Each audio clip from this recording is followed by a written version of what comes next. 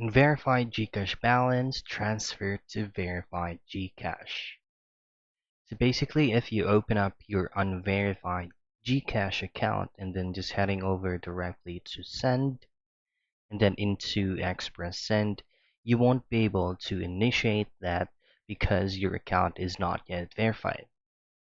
So what you want to do is just to go back, refresh your unverified Gcash account, and then make sure that you have a copy of a photo of the QR code on the verified Gcash account where you will transferring the funds from.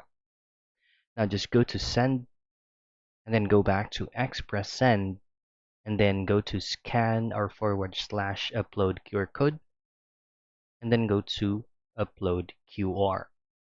In here, you just have to choose on that specific QR code so that you are able to transfer it without any problems. So that is the last resort that you can do for you to be able to transfer specific amount into unverified Gcash balance to verified Gcash.